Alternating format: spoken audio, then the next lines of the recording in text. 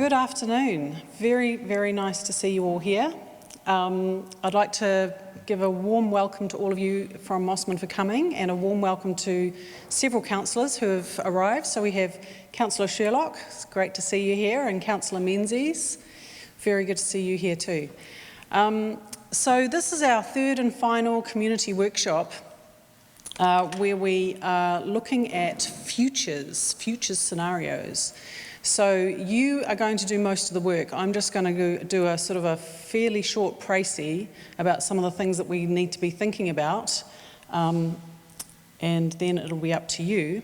And this will create feedback that comes to us and becomes part of the things that we're thinking about when we're writing our plan and thinking about what things the council needs to be doing over the next 4 or 5 years for climate action. And I think it's very, very important for us to acknowledge that we are on the lands of the Borragagal and Camaragal people here in Mosman, and I think that that has quite a lot to do with how we think about climate change and the kind of climate that we are living in the contemporary world. So we'll probably refer to that a little bit as we go on. And here is what we're going to do today. So what I want us to do is two things. We're only going to look at two scenarios. One is business as usual, which is what we've been doing for the last 200 years. And we need to do that in order to think about what it is that's causing the problems with climate change in the first place. So it's just it probably won't take a huge amount of time, but we need to critically analyse the things that are going on with business as usual. After we've done that, instead, what I'd like to do is think about what does life look like 20 years out? What does life look like 50 years out? What does life look like 100 years out if wishes were horses and we could live our ideal life, our ideal lifestyles? So it's about sort of creating a utopian idea in a way. And from there, what we'll do is what's called backcasting, which is we'll take this very clear vision that we have about where we want to get to, and then we'll bring it back into the present and think about what we need to do now in order to make that vision possible. All right, so this is business as usual. And I know a couple of you have been at the other two workshops, so I've already gone over this graph previously, but it is a very, very important graph. So what you can see here, this is ice core samples from the Antarctic, from the Vostok ice cores, and you can see that the bottom graph there is the ice cores, and it's the Antarctic temperature over the last 800,000 years, and the top one is the amount of carbon dioxide that is trapped in the air that is caught in the ice. So as the ice gets laid down, snow falls and it has tiny little crystals of air in the ice cores, and so you can see how much carbon dioxide is trapped in that particular year. And so they can go down 800,000 years and very accurately look at how much carbon dioxide has been present during that period of time. And you can see that it tracks very closely the temperature of the Antarctic, and we can think wider to the whole globe, and the amount of carbon dioxide that's in the atmosphere. So right at the very end there you can see, obviously this is in hundreds of thousands of years, so the amount of carbon dioxide that humans have generated has only been happening in the last 200 odd years, and particularly since the 1950s, and we are now at 416 parts per million volume of carbon dioxide equivalents in the atmosphere. And you can see that the average in the last 800,000 years, and in fact we can go further back than that, has been about 280 parts per million volume. And science tells us that if we get to 350, that's when we get to a very volatile period of disruption, which is where we're in right now. This is business as usual.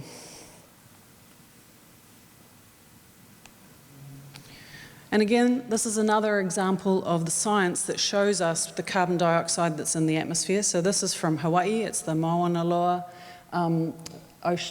research lab, and what they do is they send balloons into the upper stratosphere and they again measure the amounts of carbon dioxide that's in the upper stratosphere. And so this shows us since about 1958 precisely how much carbon dioxide is circulating around in the upper atmosphere, and you can see that year on year, year on year, year on year, it is getting greater and greater. This is business as usual. Okay, so business as usual. I didn't make that up. That's one of the key frames, if you like, from the Intergovernmental Panel on Climate Change. And what they do is they create these scenarios. And business as usual is one of the scenarios. So we are going to invent our own scenario presently. But to begin with, we'll just have a quick run through to think about what we need to be considering in this scenario building. So what are the contributors to things like climate change? So I've sort of listed a lot of these things, and I'm going to go into some of them in quite a lot of detail. So population growth, peak and decline. Now there's an illusion that population just is going to carry on going up and up and up. But in actual fact, it is starting to slow down, and it is going to peak around about 2100, and then it's probably going to drop, and I would argue it's going to drop as quickly as it went up. So that's going to be interesting. In business as usual, we have a very short-term political cycle. And some people argue that this is actually a really big problem. So if you have a 3 to 5 year political cycle, then politicians don't have to be considering a 20-year horizon. They don't have to be considering a 50-year horizon. And we can actually, very easily look at China, which doesn't have this short-term political cycle, and they literally have a 100-year horizon for everything they do. All the resources that they're doing, all the capital projects that they're doing, they are always thinking 100 years out, and we are not. So, in some ways that gives you an interesting perspective too, because China is also producing a lot of emissions and is right involved with business as usual. So is this a problem or not? It's a bit of a grey area.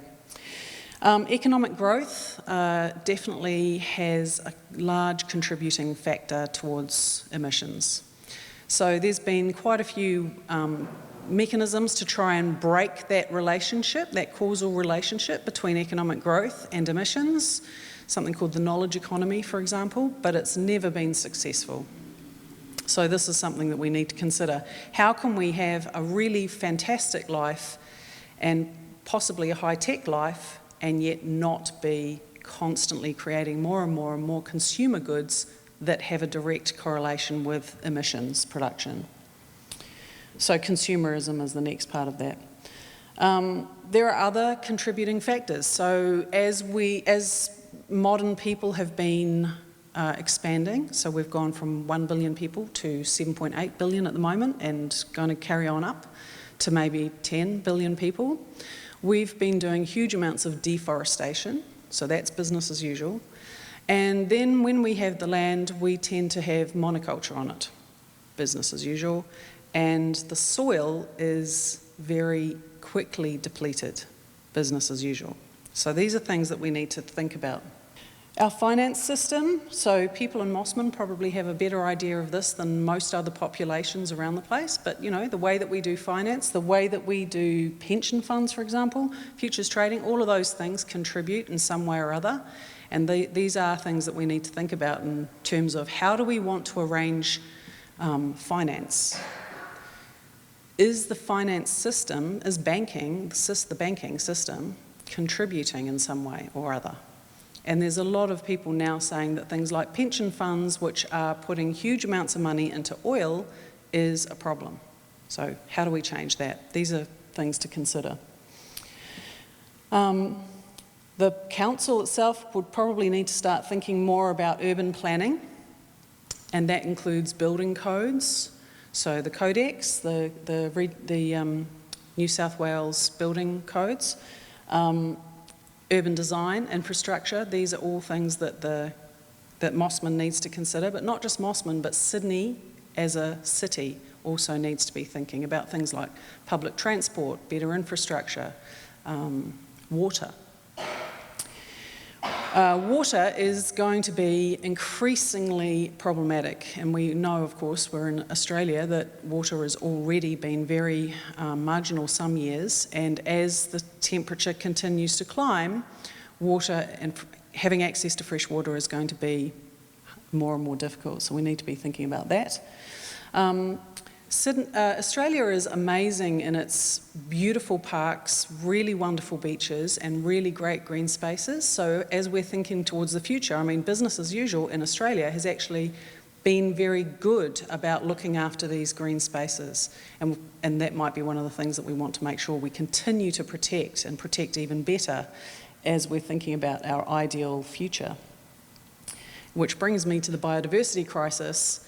The extinction rate in Australia is incredibly high, and of course the fire last summer, 1.25 billion animals died in that fire. So this is something that is directly attributable to climate change. This graph here is from the United Nations, and it's showing us that population is likely to go up, as you can see there on the green. The green graph there is the actual numbers of people, and you can see that it's peaking at 2100, and the purple line is the birth rate. So you can see that the birth rate is rapidly dropping in most well-developed nations, and has done for quite some time now. And even in places like West Africa, where the population rate is still very, very high, it is reducing very quickly, which from a ecological point of view is really good, and we would want to support that. In a nation, within each particular nation, it can be a little bit problematic because population growth underpins economic growth. It's not something that economists fess up to very often, but it is actually fundamental to economic growth. So if we want population overall to slow down and become static, then we need to consider what the relationship is with economic growth. And this is not a straightforward relationship, so I thought I'd talk about that a little bit. So here, this graph here is really interesting because although you're looking at 7.8 billion people, you can see that it's the rich, the very rich, and all of us are in that very high percentage at the top there, are much more responsible for emissions than the poor. So it's not evenly distributed at all, but you can see that it's about half the planet that is rich enough, and in other words, is part of the modern system that is producing a lot of emissions. So this is one of the things, again, that we need to be considering. And here, this is a bit of a scary graph for Australians, because you can see that Australia has actually got one of the highest per capita rates of emissions in the world, and has had for a very long time. And as far as I'm concerned, that's good news, because it means that we've got lots of easy things that we can do to reduce emissions. If you have a look at Germany, for example, Germany is a very, very highly developed country, amazing infrastructure, really great lifestyle, lots of high tech, and it has about half the emissions per capita. So we can aspire to that easily. Okay, this comes from the Intergovernmental Panel on Climate Change. And it's what they do with their scenario planning. Now, I don't want to go into great detail about their various different scenarios, partly because they're actually very problematic and I think we can do a better job. But you can see there that business as usual is the high estimate. And in fact, all of the modelling that the Intergovernmental Panel on Climate Change has done over the last 30 years, the reality is worse than the worst models they have come up with. which means that things like the amount of ice that's coming off Greenland is melting much, much faster than the worst models that have been produced by the IPCC. So, this is a conservative estimate. But what I wanted you to see here too is that these other scenarios, just about every other scenario, actually reduces emissions. So we can't do worse than we are now. The only way to go is to get better. So that's what we are planning on doing. And this one is about bringing it home a little bit more. So what you can see here is that this is the impact of business as usual on Australia. Sea level goes up and the fire season gets longer and harder. You know, fire is now entering forests that have never had to deal with fire before. Cyclones become far more frequent. 1 in 100-year cyclones happen every couple of years, every 4 or 5 years, even more frequently than that. And as the global mean temperature gets hotter, these things will be exacerbated worse and worse. So right now we are 1.1 degree above pre-industrial levels. That's the mean global temperature, 1.1 degree above mean industrial levels.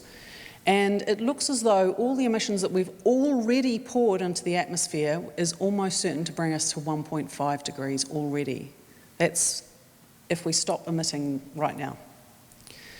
If we don't, then that accumulates even further and we will quickly get to 2 degrees above pre-industrial levels. And if we consider the fire that we had last year at 1.1 degree above pre-industrial levels, then I think most of us can understand that this is, you know, really untenable. This is the impact on biodiversity. It's quite a nice graph, gives you a few good bits of information there on biodiversity. And so here this is an interesting one because what this shows us is business as usual is the green line, and the yellow line where it drops down is actually what the government has promised to the Paris Agreement. So that's what we're aiming for. That's, again, a fairly conservative goal because the government hasn't been particularly demanding, but nevertheless you can see that there's quite a big drop in emissions that we need to come up with. And when I say we, I mean all of us. The whole community needs to come up with this. Industry needs to come up with it. Business needs to come up with it. Households need to come up with it. Councils need to come up with it. So it really is about making sure that we all are taking responsibility to lower our greenhouse gas emissions. I just wanted to, so I had a good look at the IPCC scenarios. You saw they had A, B, C, D. And these were this is the list of things that they were considering with their scenario planning. But I thought, again, that we can do it probably a little bit better. So these are some of the things that I came up with, but you guys are going to come up with your own. So what I wanted you to think about this time is what happens if business as usual continues, and what are some of the most serious contributing factors in your view? And perhaps start also, I guess, in your mind's eye thinking, what do we do? What can we do to actually jolly these around in a better way? But right now, I just want to really, for everyone to really deeply grasp what it is, what business as usual is at the moment, and if we continue, where it's going to take us. It's where do we want to go next, right? Instead of this business as usual, which we've all just ascertained is quite problematic, what would we like to see in the next, say, 80 years? If we use 2100 as a sort of a point of horizon, that's about 2 generations, including yourselves, yeah? So it's going to be, your kids and your grandchildren are going to be alive in 2100. It's really not very long. If you think about it, most Indigenous cultures, I'm Celtic, we would always be thinking 7 generations out. And so I'm not asking you to think 7 generations, I'm only asking you to think about 3. But nevertheless, what would we like life to be like in 2100? And this is a kind of a if wishes were horses exercise, okay? So don't think about the obstacles at this point. Think about what you'd really like to see happen, what you'd really like life to be like in Mosman, and perhaps in Sydney or even in New South Wales.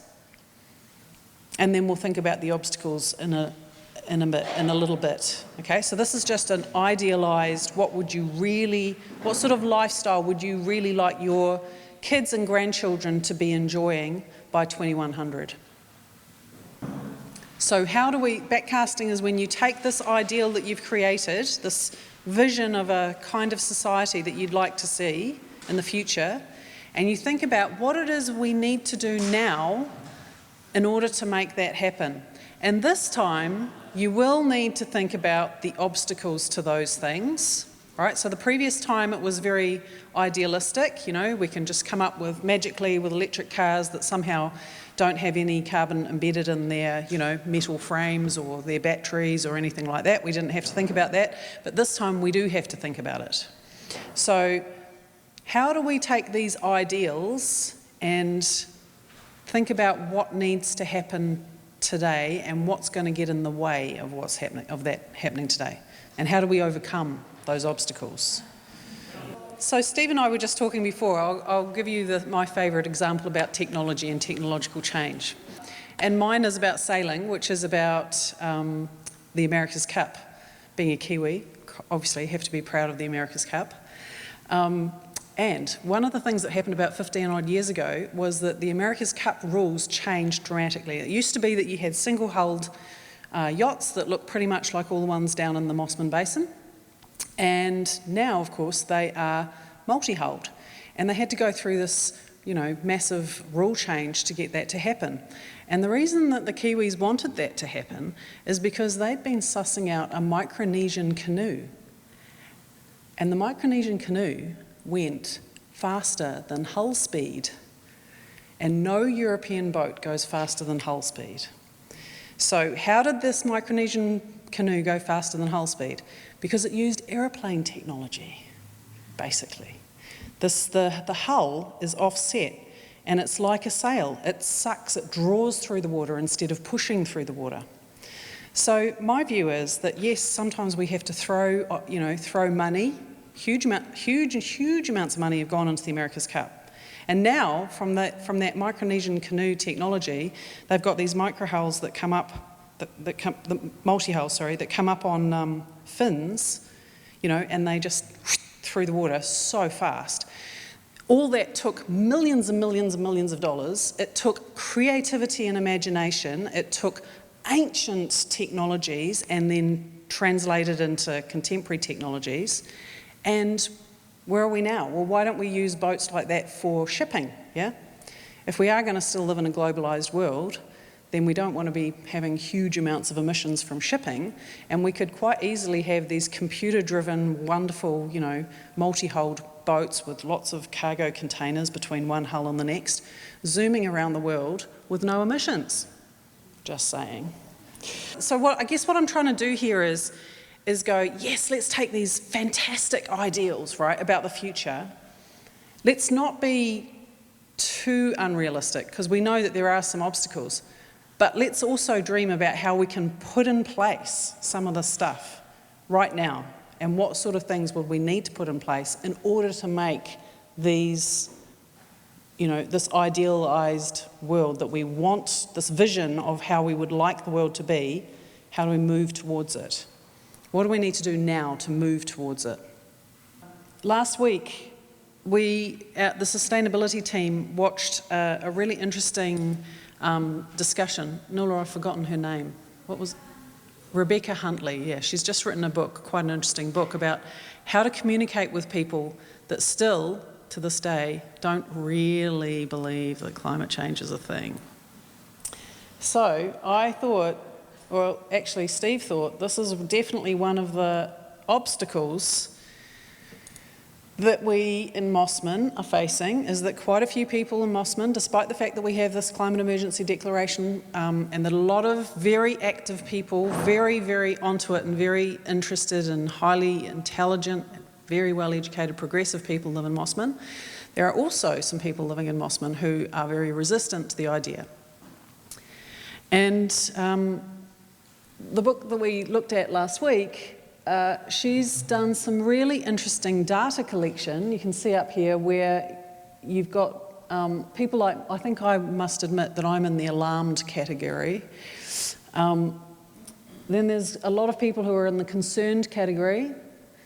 There's a lot of people that are cautiously concerned, you know, they believe in things like the precautionary principle. And then there's a much smaller percentage, and you know, I mean, I've been talking about climate change and engaged in climate change for well over 25 years. So I can tell you that that is a radically reduced percentage.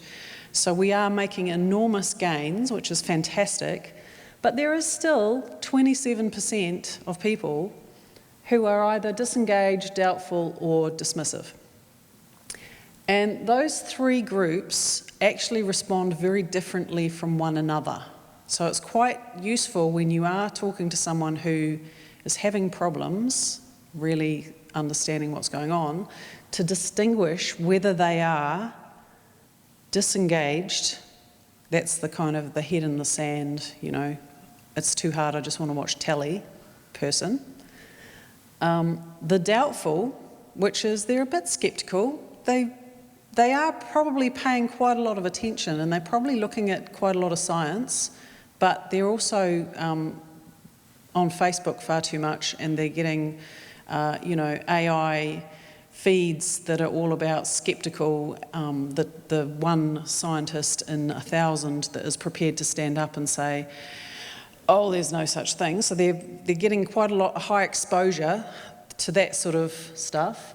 And then there's the dismissive, and they're pretty well solidly decided, and there's probably not a lot of point in actually engaging with them at all because they're so completely committed. And I was surprised to see that she said that was 10% because I don't think it's that high. I think it's much smaller percentage than that, but that's the data that she got back. In her book, she has Australian data, which she probably didn't pass over to us. I mean, my impression, and I'll just put my hand up and say I've only been in Australia 6 months. I've been living in the UK and in Fiji and in New Zealand. All three of those places have quite a different approach and a different feel in the community. In Fiji, you wouldn't find one person that wasn't adamant about at this end of the scale. Like there would be nobody at that end at all in Fiji. Even conservative people, like politically conservative people, would still be deeply concerned about climate change because they're having to move their villages that are awash with water. So, I mean, everybody understands what's going on, and coral bleaching is right there. It's not 1,000 miles north. I mean, I'm kind of surprised that Australia has taken as long as it has because the coral bleaching is so pronounced and the fires are so pronounced. But I do think my impression is that the fires last summer, where 1.25 billion animals died, really changed people, really deeply changed people. So, and I think that that is likely to keep unfolding. And that is that one of the things we can do is not necessarily talk about climate change per se, but instead frame things as, you know, how to be efficient or how to be resourceful or how to use local, you know, support the local economy by buying local instead of distance. Or a lot of people, you know, they have pets, they have animals, they want to look after the animals. So there are lots of ways that we can normalise a more ecological, the relationship between the community, the social community and the social ecology. In other words, what you were talking about before, that we are actually all connected, that everything is connected. We can normalise that without talking in quite terms that some people find very challenging. I mean, it's a bit of a nuisance to do that, but in the short term, it's quite a nice way to get past an obstacle. So I think it's about normalising things. We're in the process right now of writing a plan, a climate action plan. Once that is in place, it will help us to... So we're also at the same time collecting a whole lot of information through vehicles such as this one. And we're creating a very, very, very long list of actions that we need to take place over the next 4 or 5 years. And we will start to prioritise those actions in the next month or so. So there is quite a particular process that any planning and policy making at the council goes through. So once we've finished writing the plan, it then goes, first of all, actually it'll go to this climate committee that we're setting up, and they will respond to it and help us to edit it and come up with new ideas and so on. They'll also help with the list of mitigation ideas that we have, this big list. And then once all of that's fairly finalised, it goes to the councillors. They get to comment on it, comes back to us. We then address any issues that might arise in that process. Then it goes out to public dissemination, which is probably going to be late December, early January. And then so you get about a month to comment on it, and then after that it goes back to council and then becomes policy. So that's the huge task that we're working on at the moment. The other things that we're doing is costing up things like we've looked at 45 buildings in the Mosman Council to decide which ones are worth putting solar on, which ones use enough energy, because if the energy isn't being used within that building, then it's not really worth putting solar panels on. What's the state of... So the thing that we're actually working on right now is what is the state of the building. For example, this building, we'd quite like to put solar panels on this building, but we need to have some work done on the roof before we put the panels on. So that's the state of play. Have I forgotten anything? I mean, there's loads and loads of things that are going on as well, but those are the big picture ones. We have a climate forum that's happening on September the 8th. It's a webinar. Because of COVID-19, it's taken us quite a long time to organise this, and we weren't sure whether COVID would have sort of spread from Melbourne and arrived in Sydney, and so it is actually going to be a webinar. It's going to be very interesting because we have politicians from the spectrum. We have Zali, Stegel talking, Matt Keane, Felicity Wilson, myself, and the director of Sydney University's Environmental Institute, David Schlossberg. So there'll be some really good speakers. You need to get online and go to Mosman Events, and you'll get a link to Eventbrite, and that gives you the ticket, which gives you the link to the webinar. So that's on the 8th of September. I think it's 6 p.m. We also have a new community consultative committee that is being formed at the moment. So I'd like to encourage you all to think about whether you'd like to be on that consultative committee. The expression of interest has been published, and you would need to put your CV in and respond. So again, that's on the Mosman website. And in fact, there is another environmental thing that's come up with for an expression of interest, which is a fund, I think. So you might want to be interested in that as well. Climate Clever is a really wonderful little carbon calculator app. It's very, what's the word? It's, by the time you put everything into it, it's very responsive, and it really shows you clearly where your emissions are coming from and what sort of, it comes up with constructive suggestions about what you can do about it. The council has bought a massive subscription to that, so anyone who's in the Mosman area, if you come through the council website to Climate Clever, you'll get a half price annual subscription. So it's only $15, very cheap, and it gives you this very interactive carbon calculator, which is really quite interesting. And we've also bought it for the schools. So if you know anyone, if you have grandchildren or children who are in the schools and you want the school to participate, same deal. We've already paid for this massive subscription. The school only has to pay half, and the kids really like it. So we'd like the schools to pick up on it, so please encourage them to do so. Bike October is looming, so that's all going to be quite exciting. It's about encouraging people to go biking in active transport around Mosman, including things like electric bikes, so that's coming up. And you can follow us on Facebook if you would like. There are other things too, which we will advertise as time goes on. So thank you very much for coming. Thank you for your contributions.